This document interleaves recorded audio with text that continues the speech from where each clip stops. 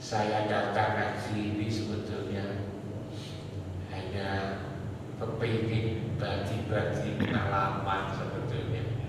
Karena itu saya selalu pesan Pak Ali, jangan sampai saya datang ke sini itu tidak memberi apa-apa, tidak ngaji saya jangan sampai tidak ada gunanya, lalu menjadi sia-sia.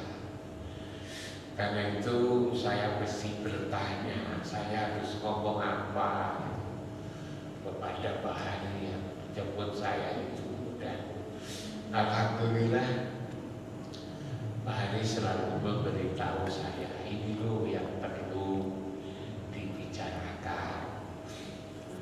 Lalu tadi juga begitu, saya nanti ngomong apa Pak Hani, jawabnya Pak Hani diminta saja pada ibu bapak-bapak kira-kira ngomong apa. Jadi Pak Hani tadi tidak memberi pembekalan, tapi disuruh Pak Hani nyuruh saya supaya tanya kepada jamaah ngomong apa gitu. Nah barangkali ibu-ibu atau bapak-bapak ada yang memberi saran kepada saya ini harus ngomong apa. Ngomong kira-kira usul. Kalau ada usul, monggo usul apa. Tapi kalau tidak usul, tidak ada usul, mungkin disesuaikan dengan bulan ini. Bulan ini masuk bulan Rabiul Awal. Biasanya orang memperingati hari kelahiran Muhammad Rasulullah Sallallahu Alaihi Wasallam. Beliau lahir di bulan Maulud atau bulan Rabiul Awal. Nah, ini juga penting sekali. Kita ini kadang-kadang lebih hafal nama-nama bulan Masehi, Januari, Februari, Maret, April, Mei, Desember lebih hafal. Tapi kalau bulan-bulan Hijriah ini kadang-kadang kita ini lupa. Padahal justru itu penting sekali kita pada bulan Ramadan, kita pada bulan Syawal, kita pada bulan Hijrah. Jadi mulai kalau bulan kalender Islam itu kan dimulai dengan bulan Muharram. Lalu bulan Syawal, lalu Rabiul Awal, lalu Rabiul Akhir, Jumadil Awal, Jumadil Akhir, lalu Rajab, Sa'ban, Ramadan, Syawal, Dzulqa'dah, lalu Dzulhijjah. 12. Kembali lagi ke bulan Muharram. Sekarang itu bulan Rabiul Awal, kelahiran Muhammad Rasulullah Sallallahu Alaihi Wasallam. Muhammad ini itu manusia yang sangat mulia sekali. Kalau ada syahadat itu ada asyhadu alla ilaha illallah. Itu adalah syahadat tauhid. Harus diteruskan dengan syahadat Rasul. Wa asyhadu anna Muhammadan Rasulullah. Tidak sempurna kalau nyebut nama Allah tidak mensertakan Muhammad. Allah dan Muhammad itu tidak boleh dipisah-pisahkan. Muhammad nyebut Allah sebelumnya, Allah dan Rasul. Kalau ada tulisan Allah, maka di sampingnya ada tulisan Muhammad. Itu tidak saja di Samujaja, di seluruh dunia. Itu kalau bapak-bapak membaca tulisan Allah, di sebelahnya ada tulisan Muhammad. Ada atiullah, lalu ada atiul Rasul. Taatlah kepada Allah, taatlah kepada Rasul. Aqimus shalah wa atuz zakah wa atiur Rasul. Dirikanlah sholat, tunaikanlah zakat, dan taatlah kepada Rasul. Hanya seringkali ini kurang mendapat perhatian.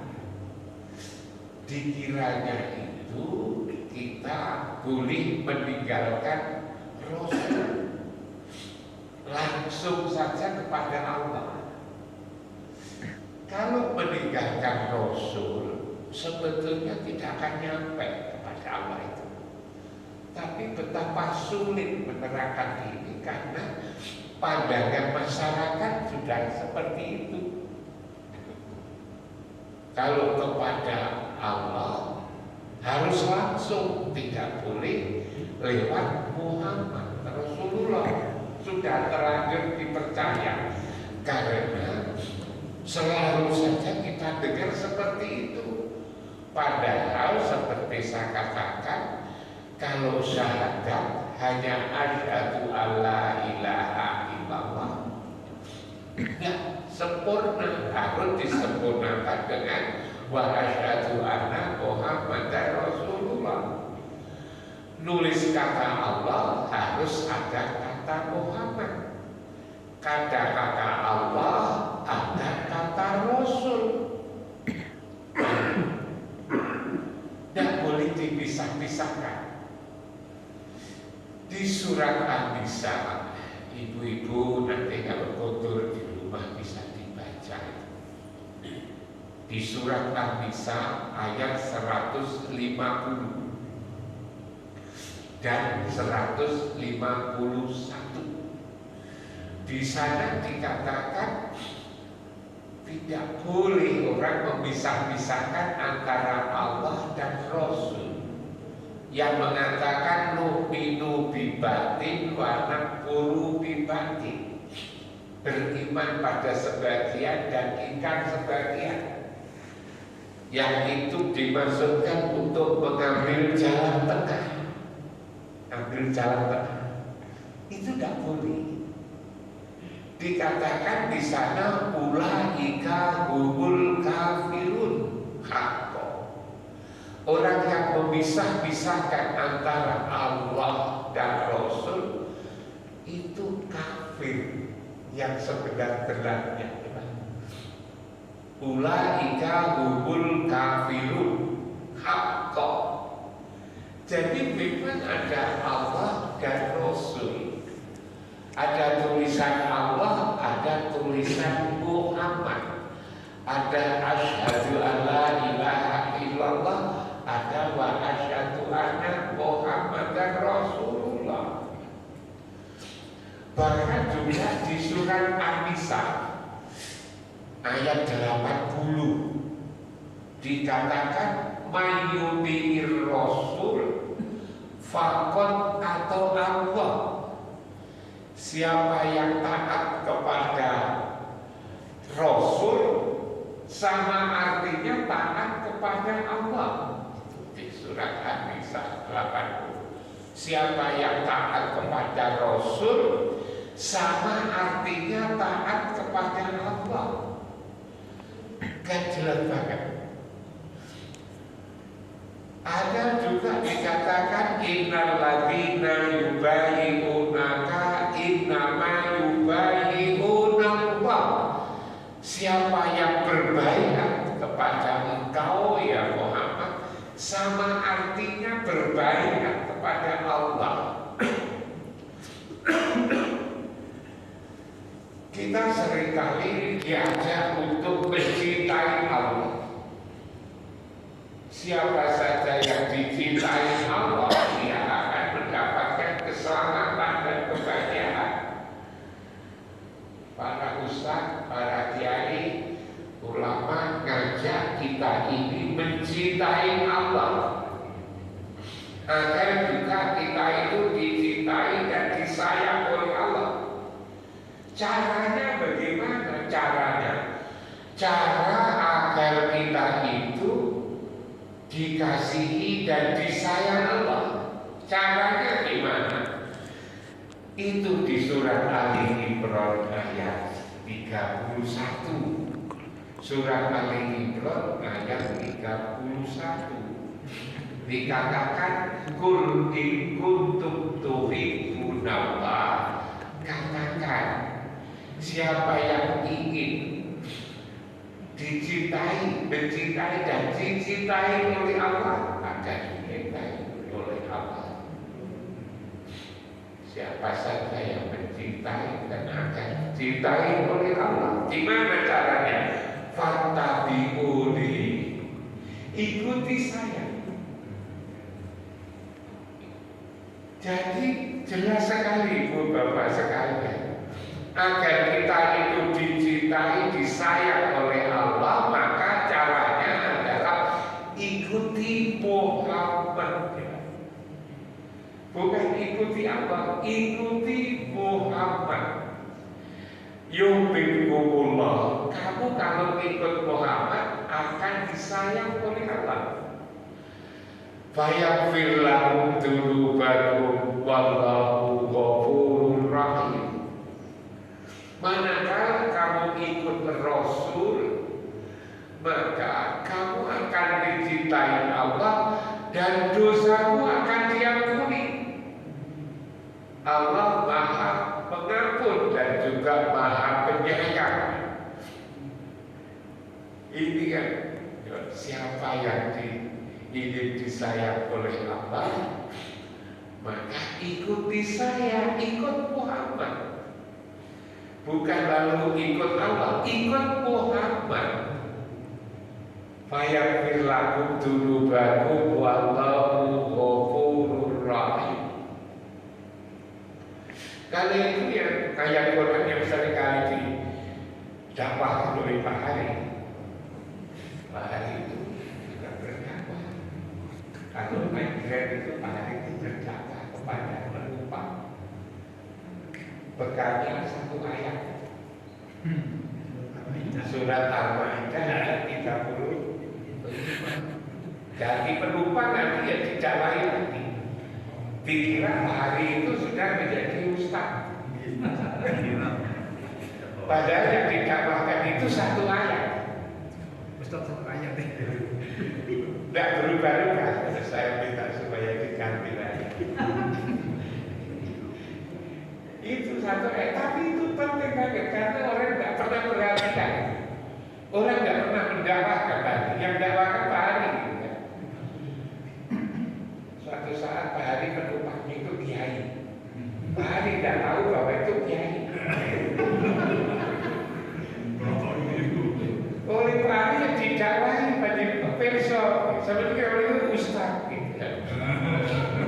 Akhirnya Pak Hari dijak mampir dikai kopi dengan dakwakan satu ayat oleh kopi.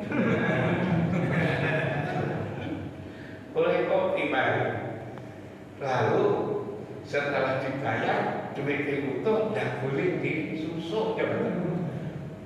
Ini kan karena memang ini barang. Ya ayyuhalladzina amanu ittaqullah, itu ayat yang kita bahkan balik. Hai iman, orang-orang yang beriman, takwalah kamu kepada Allah. Wabtahu ilaihil wasilata, carilah kamu wasilah. Kalau tidak ada wasilah tidak nyampe. Wabtahu ilaihil wasilata wajahidu fisabilihi, Dan sungguh-sungguhlah di jalan Allah ini. La'allakum tuflihun, agar kau beruntung, menjadi untung. Ini karena wasilah. Jadi kalau ada orang yang mengatakan tidak perlu wasilah, mungkin karena kelupaan ini loh, surat Al-Maidah ayat 35. Itu Al-Maidah 35. Kalau Pak Hari karena sudah lama nggak paham ini hafal gitu. Lalu minta lagi kepada saya, tidak ada lagi bayar. Ada. Saya tambah satu lagi, kul ikuntum tuhibbunallah fattabi'uni. Nah, karena selalu diucapkan oleh Pak Hari kalau fase, dikira Pak Hari Ustaz. Ada apa Ustaz satu amat. Ternyata banyak orang yang tidak melakukan itu ya Bapak. Ini penting banget. Ini penting banget sebetulnya. Sebab satu-satunya yang bisa nyampe kepada Allah itu memang Muhammad, Bapak sekalian. Tapi Muhammad siapa? Itulah cahaya Allah yang pernah berada di putranya Abdullah dan Aminah, yang ada di suaminya Khadijah. Cahaya Allah, Nurullah.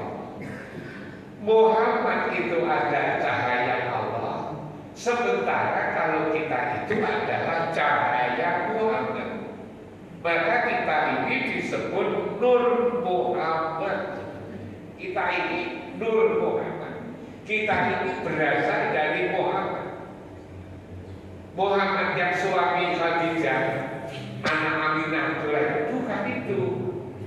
Tapi itu yang dimaksud adalah cahaya Allah yang berada di dadanya suami Khadijah. Itu Muhammad yang kita bicarakan itu adalah itu.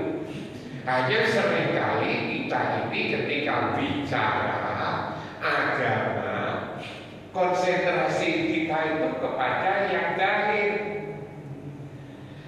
yang jasmani. Padahal sebetulnya kalau kita bicara agama Pak Jenderal, itu kepada ruhaninya. Kita kan selalu katakan jasmani, ruhani, zahir, batin, yang tampak, yang tidak tampak, yang ruhani, yang batin, yang tidak tampak. Ini loh yang kita pikirkan itu.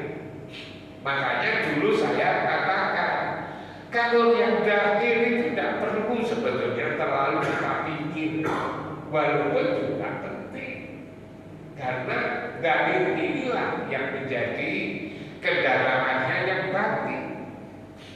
Kalau yang zahir ini ketika pulang, dulu kan pernah saya jelaskan, ketika pulang rojiun, kodur, tidak perlu dikhawatirkan, pasti nyampe.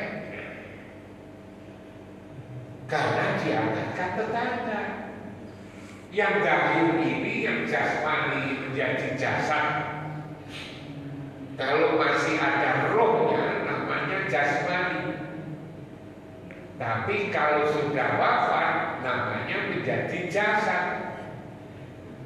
Jasadnya ini karena berasal dari tanah, kembali ke tanah, ke kuburan. Tidak perlu dikhawatirkan apa nyampe atau tidak nyampe. Pasti nyampe karena dipikul. Yang perlu dipikirkan itu, yang pulang sendirian, yang diajak makan itu adalah yang ruhani itu, yang datang dari Allah, yang diterangkan di surat As-Sajdah ayat 9. Surat Shad ayat 72, surat Al-Hijr ayat 29, yang dikatakan summa sawahu wa nafakha fihi min ruhi. Aku sempurnakan kejadian ini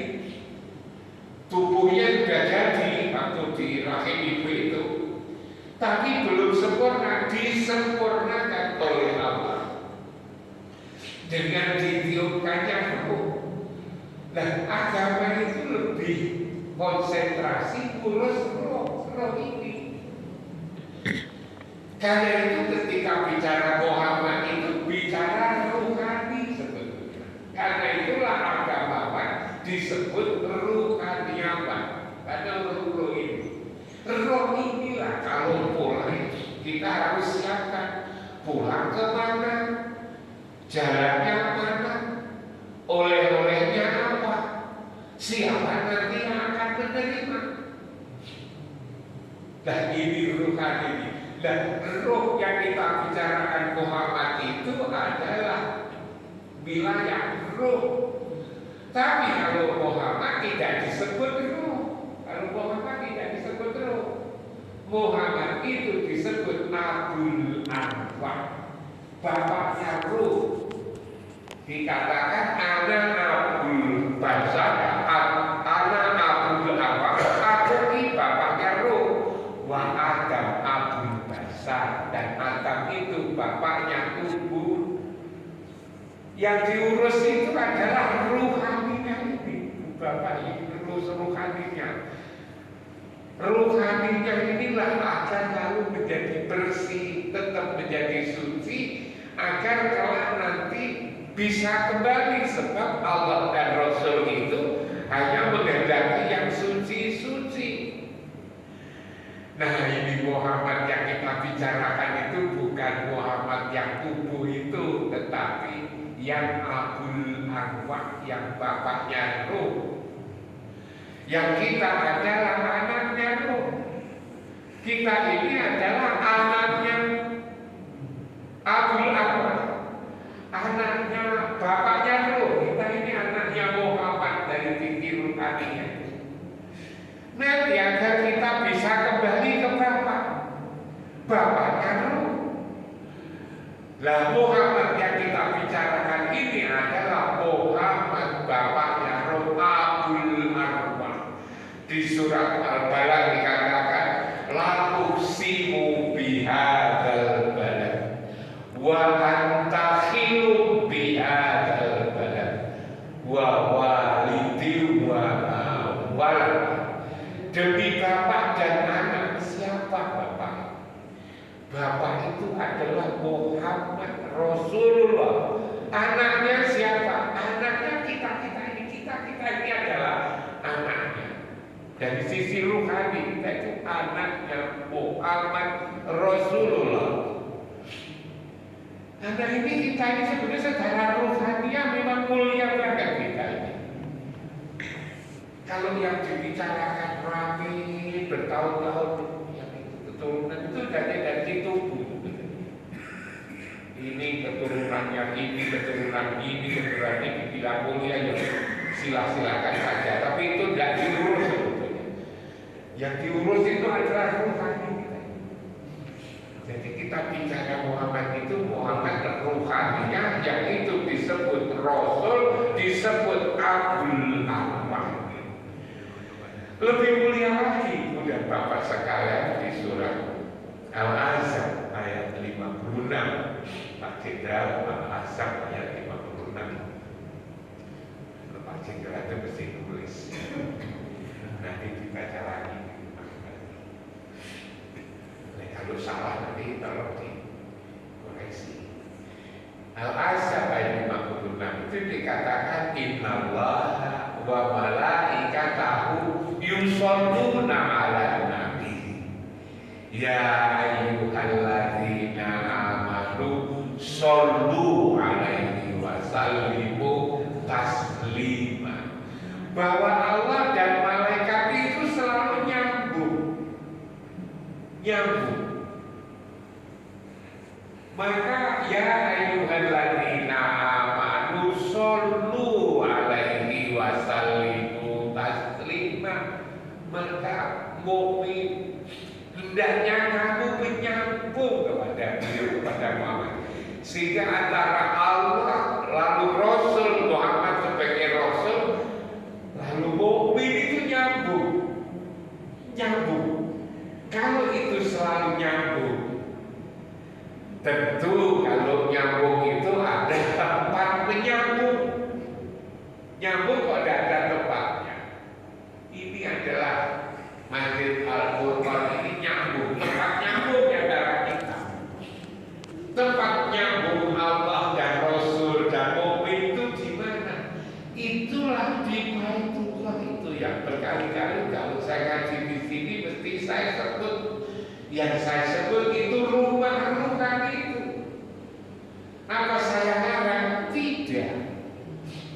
Berdasarkan surat Ali Imran ayat 96-97 dikatakan inna awwala baiti wudi'a linnas lalladzi bibakata mubarakan wa hudan lil alamin.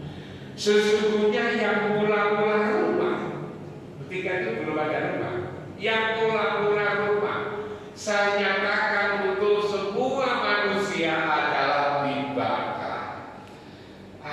dibakar itu lintas itu roh, rumah roh itu ada dibakar ini. Ibu-ibu bapak yang kelihatannya duduk ini adalah jasmani. Jasmani itu hanya ketempatan saja rohani.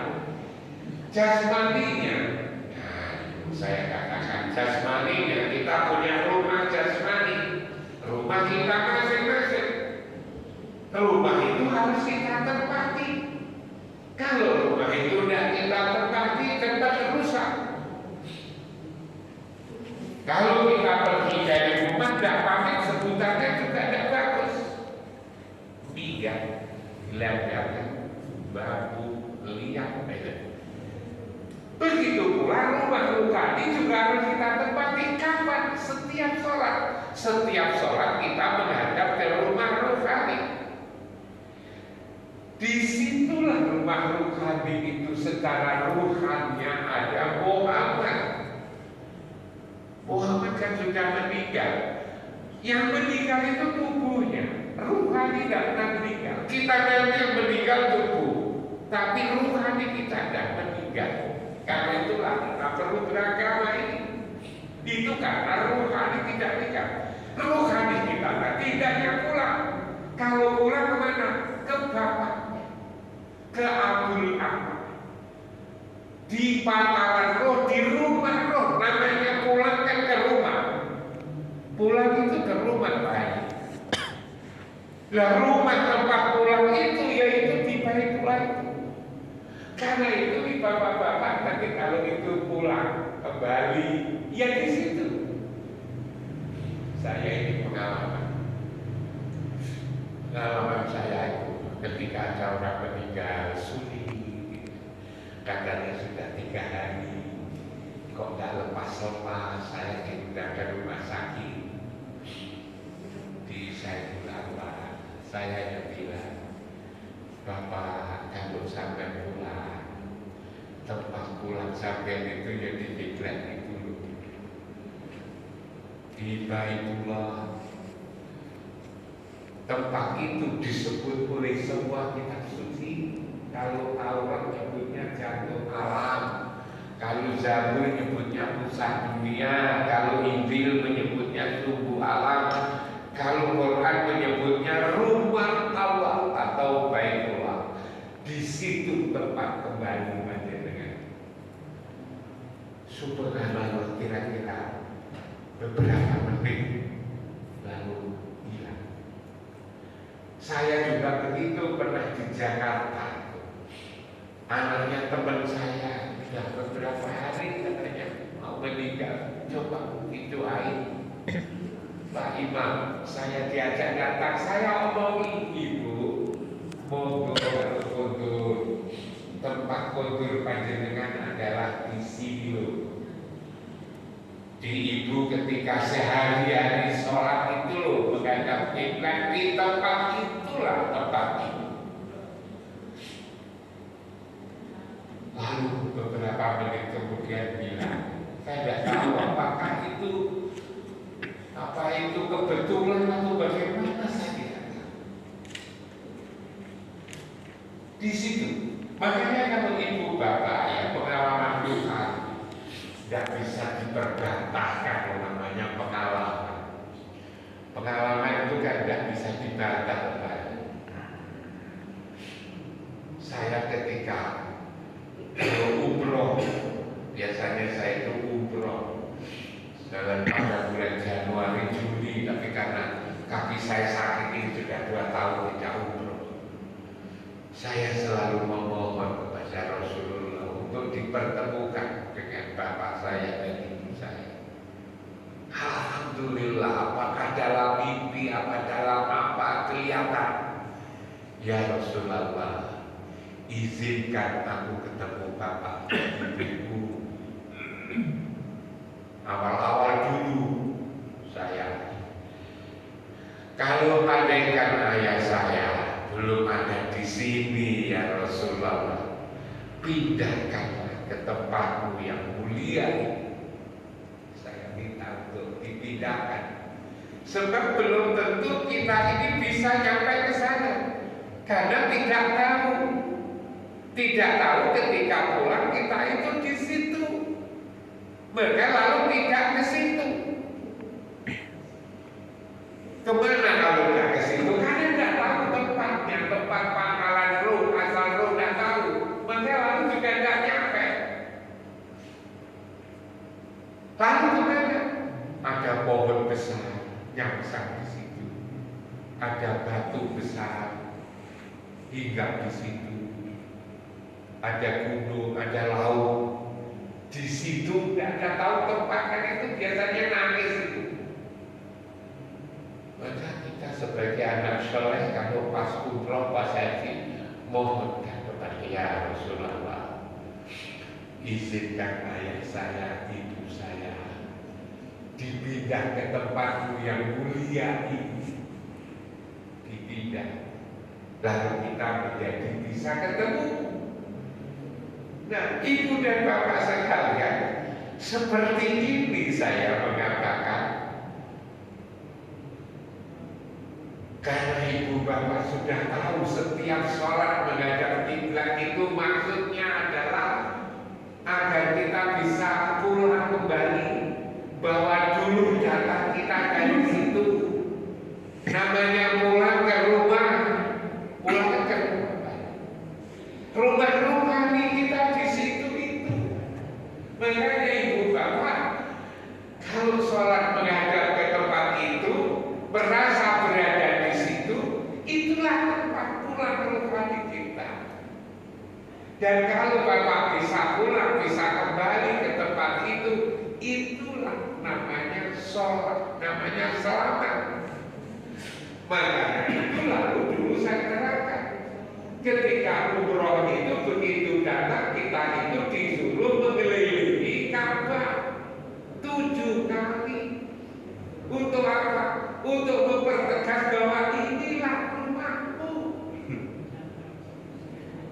Setelah keliling 7 kali, lalu kita disuruh untuk cium hajar aswad. Cium hajar aswad itu adalah foto sebetulnya,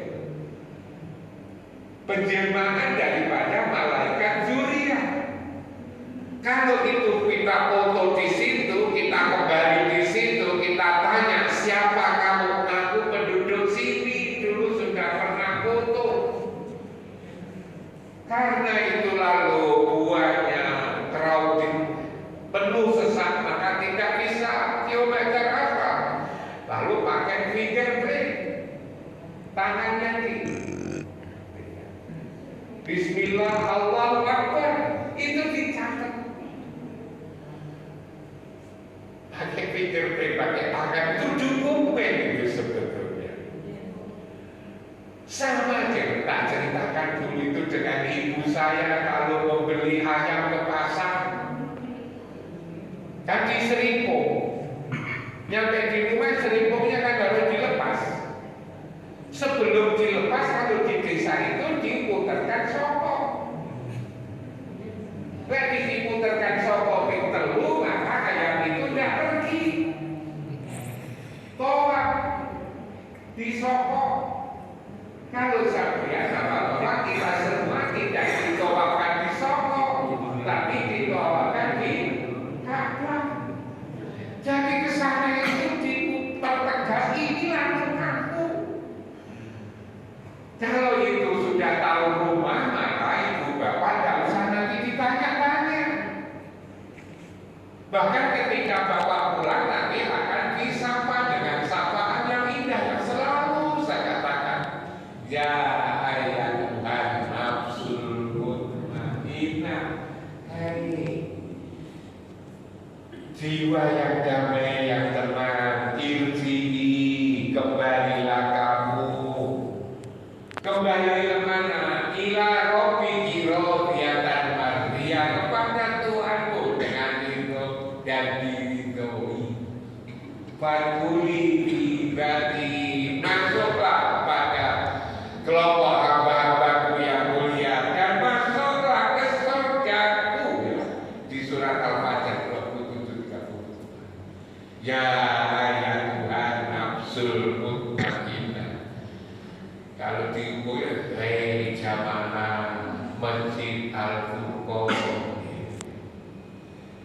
kembalilah kamu kembali.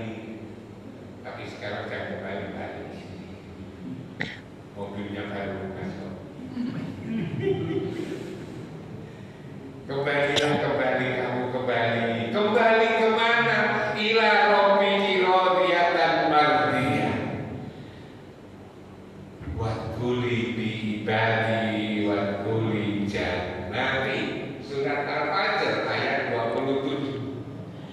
Kalau kita tidak termasuk itu karena kita tidak kenal Muhammad, tidak kenal Allah, maka Allah dan Rasul tidak mau menyapa, diwakilkan pada malaikat maut. Di surat Al-Fajr ayat 11. Kul yatawaffakum malakul maut alladzi wukila bikum, kamu diwakilkan kepada malaikat maut. Summa ila rabbikum turja'un, kemudian kepadanya nanti akan kembali. Jadi diwakilkan pada malaikat maut. Kalau yang tahu kita selalu sholat, kita selalu berada di tempat itu, maka hati kita menjadi damai ketika kita pulang. Pak Jenderal, Ibu sudah tidak ada. Nanti kalau Bapak umroh, coba Bapak memohon kepada Rasul supaya aku dipertemukan. Insya Allah. Itu saya punya teman dari Rektor Tanjung di Bandung, mencoba, tapi yakin kalau mencoba ragu-ragu dan bisa, yakin betul-betul ketemu ayahnya. Lalu sehari-hari nangis dia, meminta ketemu ayahnya, tapi setelah ketemu malah nangis, merasa doa saya kok dikabulkan. Nah itu, kita nanti mudah-mudahan dipanggil oleh Allah, disapa dengan sapaan yang indah, dan mudah-mudahan kita ini tidak diwakilkan kepada malaikat maut. Kalau diwakilkan pada malaikat maut itu berat, sakit seperti kambing dikuliti hidup-hidup. Tapi kalau disapa oleh Allah dan Rasul aja, maka kematian itu menjadi sangat indah sekali. Karena itulah beruntung ibu bapak sekalian, tahu diri kita siapa, tahu Rasul Muhammad dan juga tahu Allah. Yang tadi ini saya katakan, mulai siapa sesungguhnya Muhammad itu. Muhammad itu adalah kekasih Allah, kesayangan Allah, utusan Allah, yang Allah sendiri dan malaikat selalu menyambut. Diharapkan kita juga selalu menyambut sholawat kepada Rasul. Itu sebetulnya itu Muhammad bukan manusia biasa. Dikatakan memang ana basarun mislukum, aku dari situ sama dengan kamu. Tapi ayat itu diteruskan, yuha ilayya, aku mendapatkan wahyu, aku itu utusan Allah, aku ini kekasih Allah. Seringkali kalau nyebut itu hanya Muhammad ana basarun mislukum, titik, padahal itu masih ada terusannya. Terusannya tidak pernah disampaikan. Akhirnya pengertiannya tidak utuh. Nah ini, moga-moga dengan kita mengingat beberapa ayat Al-Quran tentang Muhammad Rasulullah pada sore hari ini, moga-moga kita diakui sebagai umatnya. Moga-moga ketika kita nanti kembali akan kembali kepada beliau. Tatkala kita kembali, moga-moga kita disapa dengan sapaan yang indah. Moga-moga kita jangan diwakilkan kepada malaikat maut ketika kita kembali.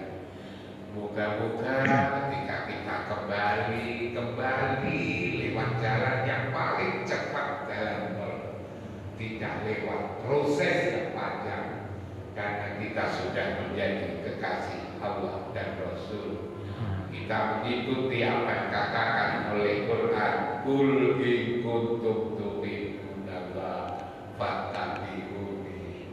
Kita sehari-hari selalu berusaha untuk mengikut beliau. Apa yang kita ikuti sekarang, karena beliau sudah lama wafat, sifat-sifatnya ialah sifat amanah, tabligh dan patronan. Maka ibu-ibu, bapak-bapak sekalian, renungan di sore hari ini pada maghrib, karena ini sudah masuk sholat isya. Moga-moga apa yang saya sampaikan bisa dijadikan sebagai bahan renungan, bahan pertimbangan untuk menjalani hidup ini agar kita menjadi kekasih Allah dan Rasulnya. Assalamualaikum warahmatullahi wabarakatuh.